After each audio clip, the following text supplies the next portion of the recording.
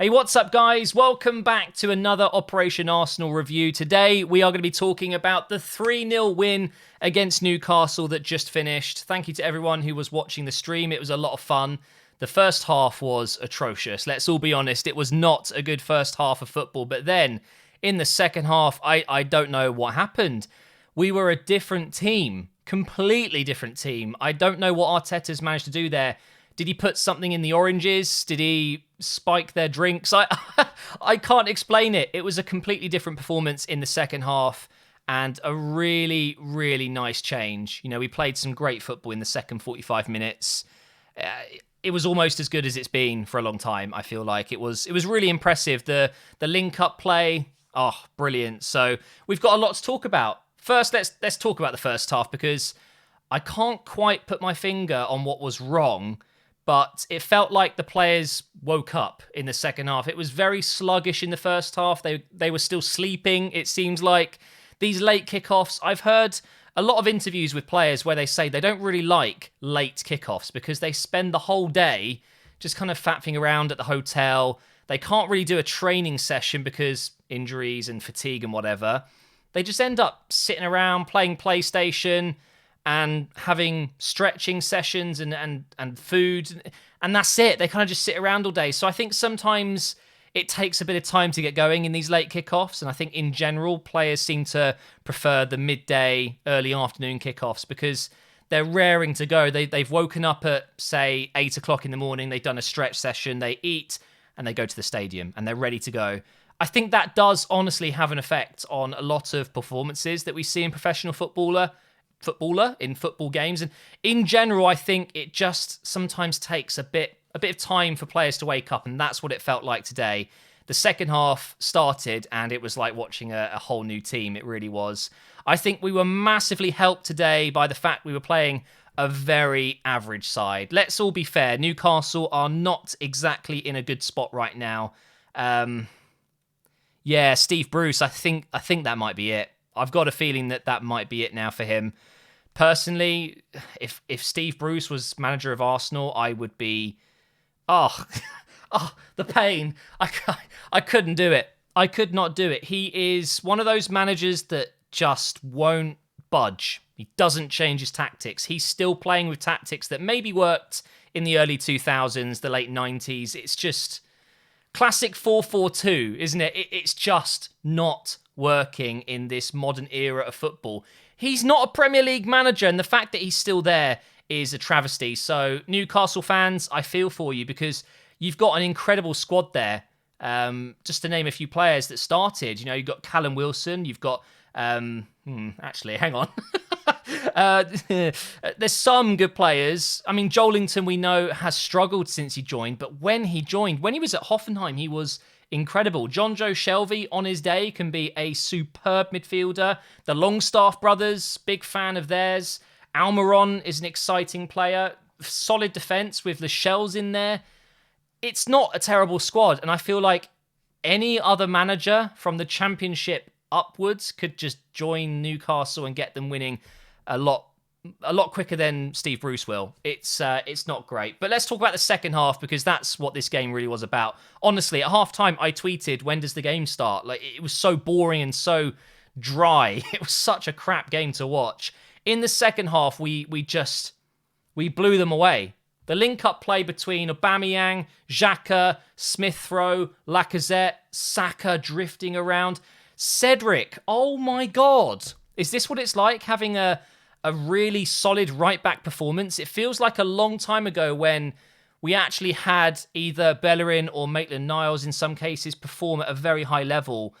It was perfect. Cedric was unbelievable. That second half, unbelievable from him. Really, really impressed with him, and I think he'll start the next game now.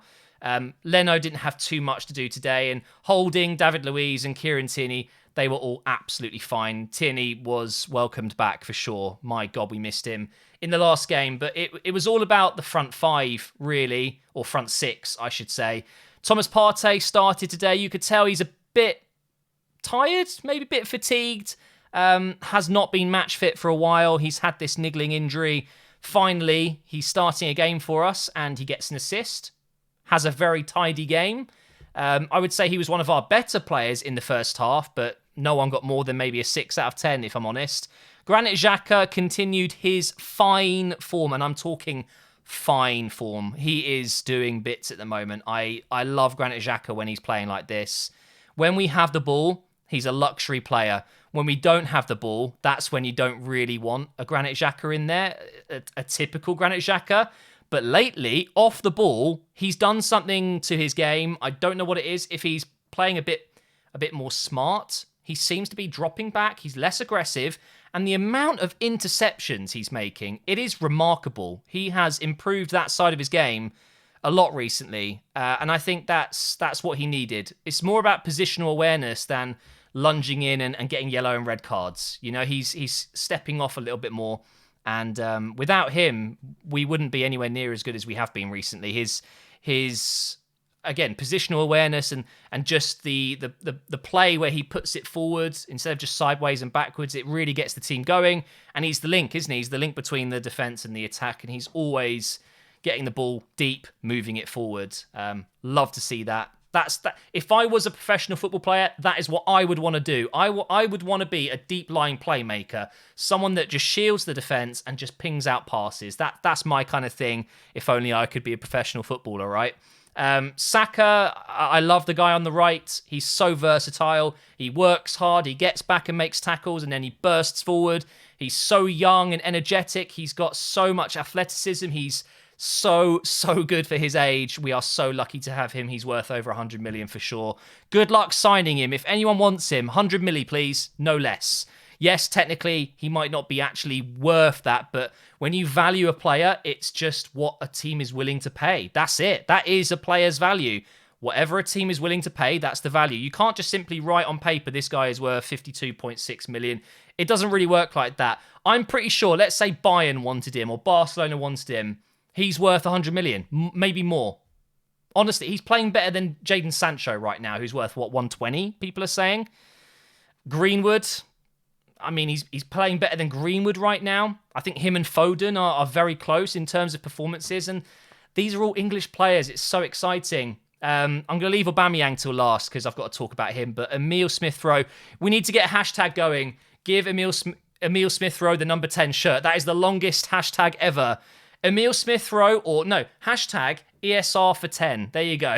We need Mesut Ozil's number 10 shirt gifted to Smith-Rowe for next season. Of course, we can't do it now. Mesut Ozil's gone to Fenerbahce. I might actually do a separate video talking about that. I don't know. I haven't done a video like that for a while.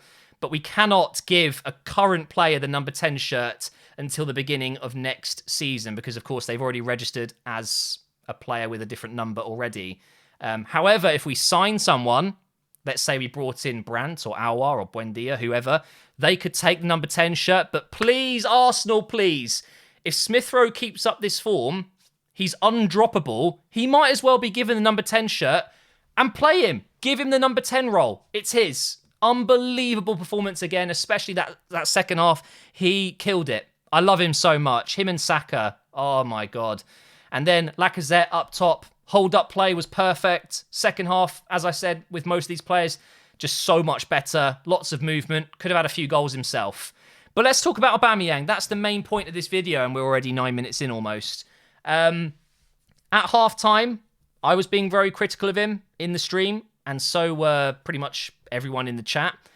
Aubameyang, in that first half, was playing like he has been for the last few months. Just no movement, really poor finishing. There were some shots he was taking, they were just going miles wide, and you're just thinking, what's going on with him? We were all saying, he's got to be dropped. Take him off at half-time, bring on Martinelli. But then, out of nowhere, he scores an absolute beauty. Partey lifts the ball over. I think it was outside of his foot. It was beautiful. And then Aubameyang, somehow from that angle, just kind of lifts it into the net with his left foot. And it was prime Aubameyang. And for a moment, it was like, wait, hang on, I take it back. I take back everything I've said this season. This guy is still there. He's there. Aubameyang is in that body somewhere, and he came out to play in this second half, and then he got another goal later on. 2 goals for Aubameyang. Is this finally the start of the recovery of his form? Is this it? Are we going to have Aubameyang back for good now I really hope so, because when he plays well, we will win more games more easily. It's as simple as that. He is our best player in this squad. Unbelievable performance in that second half. That was prime Aubameyang. So much better. But again, calm down, Arsenal fans, because it's Newcastle. Yes, we're going to go on to win the league from this, but it's only Newcastle. Okay? Aubameyang scored 2 against Newcastle. It means he's back. That's how it works. Let's have a look at the stats really quick. I've got this new layout. I hope you guys like it. And I can actually go through the stats with you on screen. So in the end, we had 6 shots on target. It was 1 at the break, I believe. So we definitely improved on that part of the game. 11 shots off target. Only 3 attempts from Newcastle in the entire game. Not great. Possession-wise, we had 2/3 of the possession. Loads of corners. We had a bunch of offsides. Looks like we could have maybe fouled a little bit less. I do think that's one of the problems we've got in the team. We are still making too many silly challenges. 27 crosses, that sounds like a lot, but actually for us that's quite a low amount, and I'm happy about that. I want to see less crossing. 5 counter-attacks, only 1 save for Leno. In general, those stats are pretty healthy, so I'm happy to see that. So a 3-0 win. That's now 5 games unbeaten. 3 wins in the Prem. No. Yeah, 3 wins in the Prem and 1 draw, and then a win in the League Cup, was it? Or the FA Cup. So it's looking better at the moment. 1 draw, 4 wins in our last 5 after such a terrible few weeks, months even. Arsenal are definitely on the mend. We're coming back, and hopefully the second half of the season, because this is the halfway point, we can kick on from here. Statistically, we're going to end up with about 50, 52 points if we go again with the same type of half of season, if we get the same kind of results. That's not enough. We need to turn that into 60, 65 points, meaning the second half of this season, we need to win at least 3 or 4 more games than we did in the first half. And do you know what? I think we'll do it. If we play like we did today, if we play like we did against West Brom, if we play like we did against Chelsea, top 6 might still be on. I'm not going to say we're going to get top 6, but it could happen, of course. I think realistically, though, 7th or 8th is probably where we're going to be. Thanks for watching, guys. Thank you for watching the stream as well, and I'll see you tomorrow for a new career mode video.